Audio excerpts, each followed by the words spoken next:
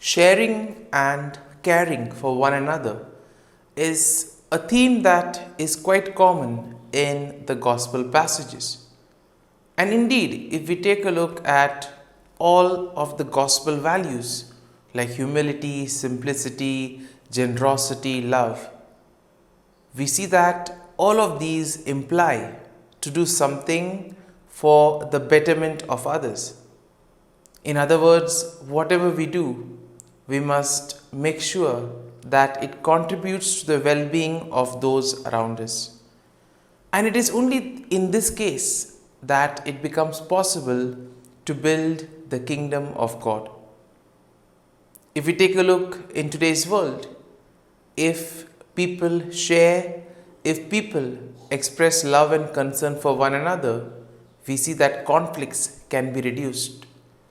And Jesus today in the parables, he gives us two parables, the parable of the mustard seed and the parable of the yeast. Once again, these parables will tell us things about the kingdom of God. Now in today's first reading, we see that Saint Paul tells the people of Ephesia how to remain united. And here he gives the example of the husband and the wife, and he compares this with Christ and the church.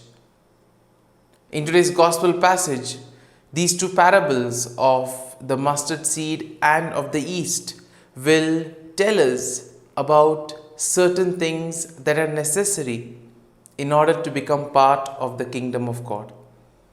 And that is why Jesus begins these two parables by asking the question, to what should I compare the kingdom of God with? Now, why does he say so, and how can we apply these two parables to our lives? Well, let's find that out during today's episode of Tea Time with the Word.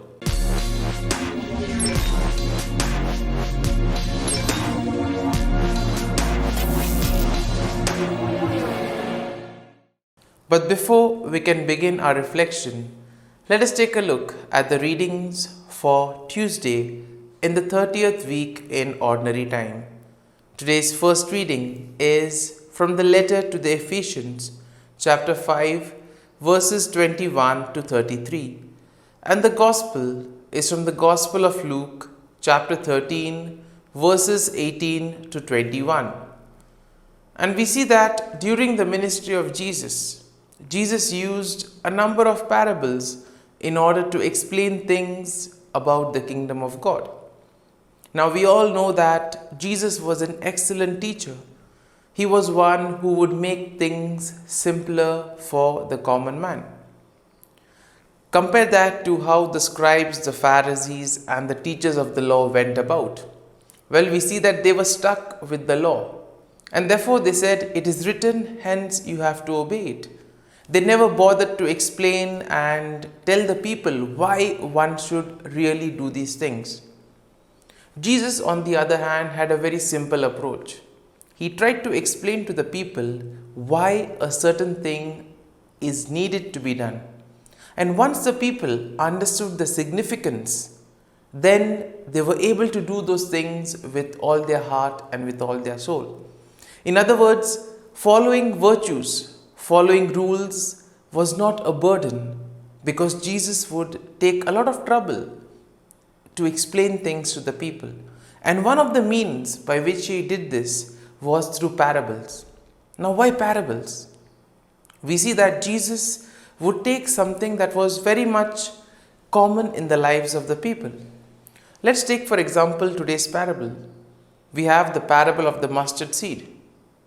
Probably all the people who heard the parable would have seen a mustard seed.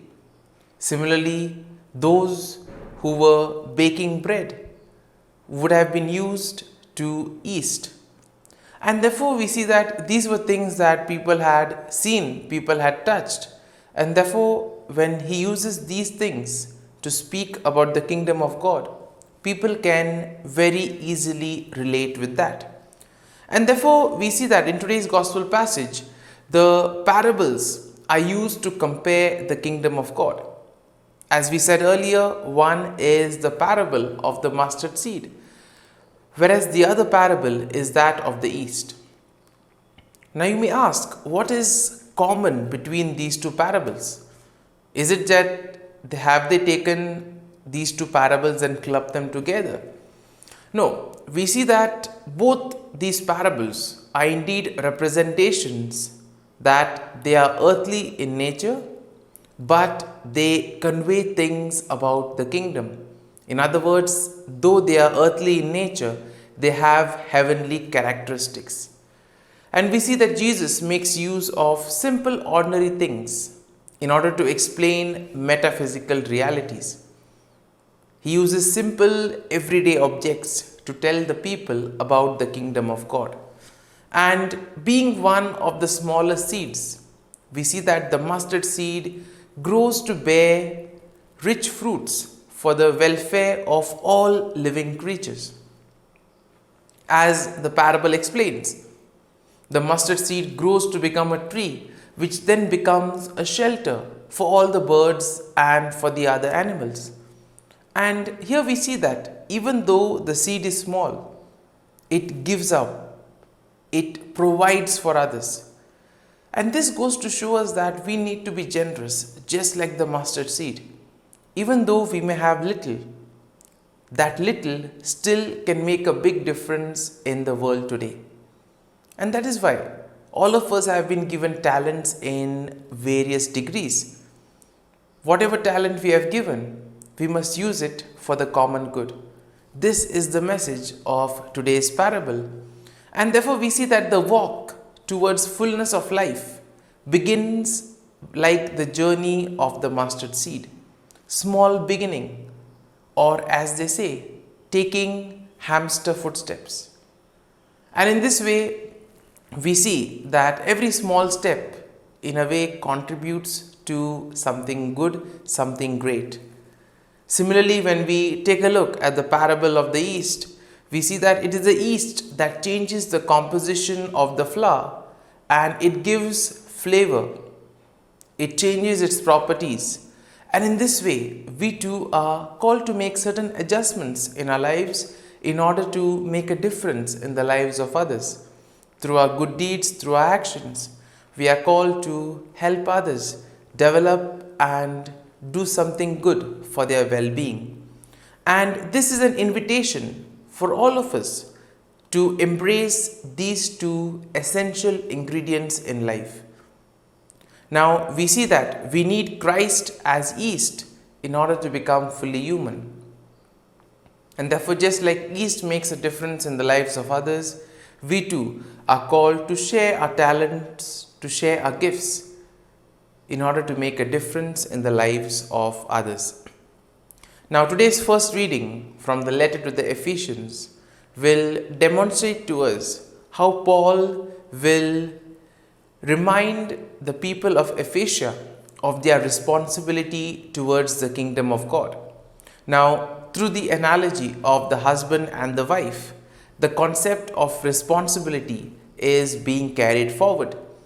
And here we see that St. Paul will use this analogy to show how each one is supposed to look after the well-being of the other. And each one is supposed to take care of one another and thus contribute to the growth. He also compares it to Christ and the church, wherein both complement one another and both help in each other's growth. And therefore, this can also be a very important message in today's world, where we see families being divided over simple reasons, over small factors. And therefore, this reading, this message of St. Paul can be applicable in today's world, where we see that fidelity, honesty, and faithfulness are something that seem to be getting quite rare.